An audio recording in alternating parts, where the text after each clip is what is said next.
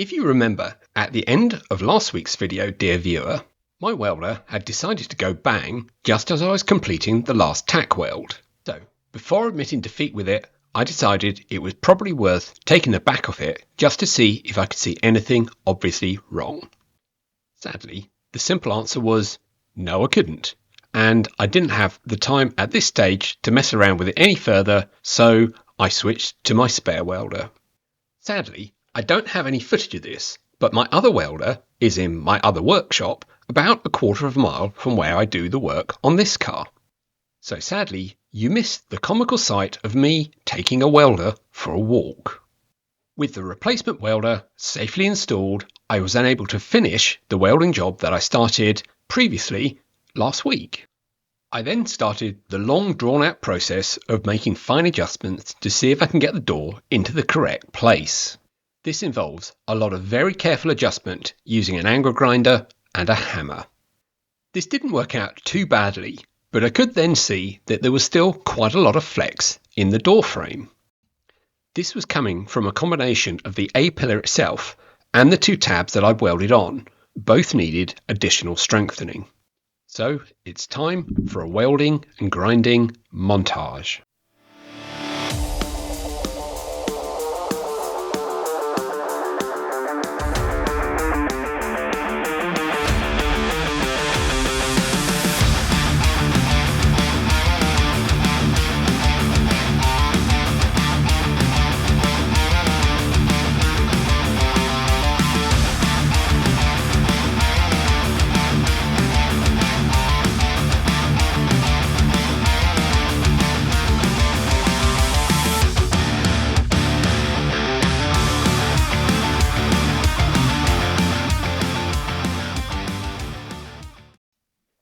So, did it work?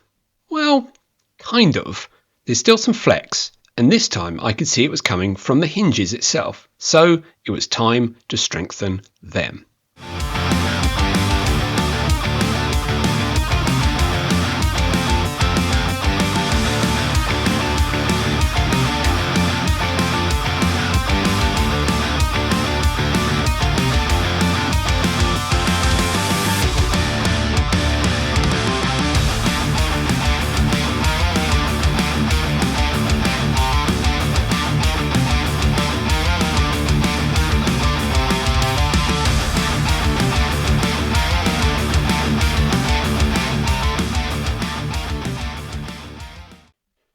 Nice. So all I had to do now was reassemble the hinges back onto the door and put everything back together again.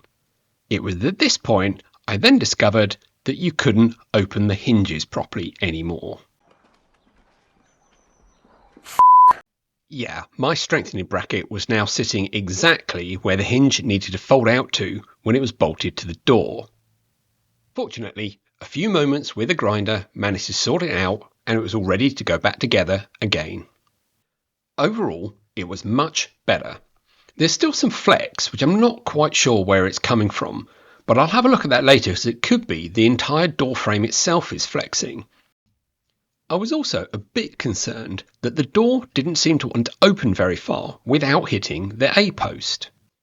But at this stage, as I was in full-on ostrich mode, I decided to just ignore the problem and assumed I could probably adjust it later.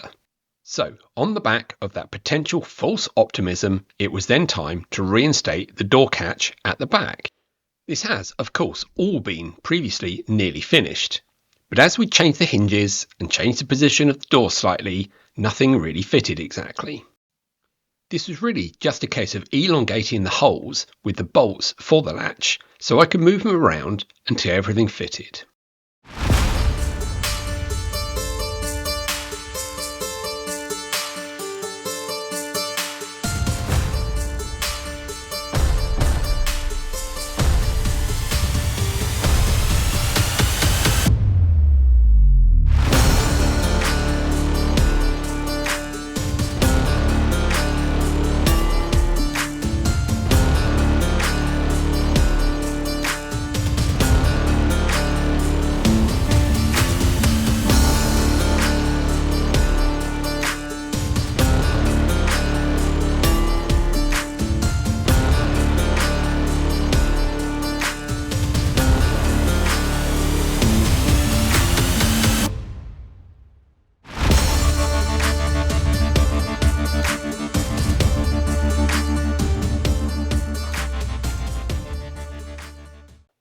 As I've learned from previous projects, making opening panels on cars fit is incredibly time-consuming and incredibly difficult.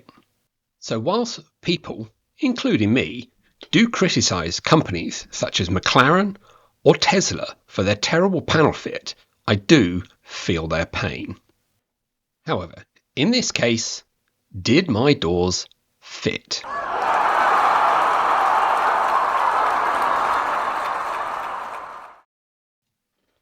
Obviously, at this point, I then realised that I hadn't got the rear wings attached anymore, so I thought I'd better pop them on just to make sure that didn't change anything.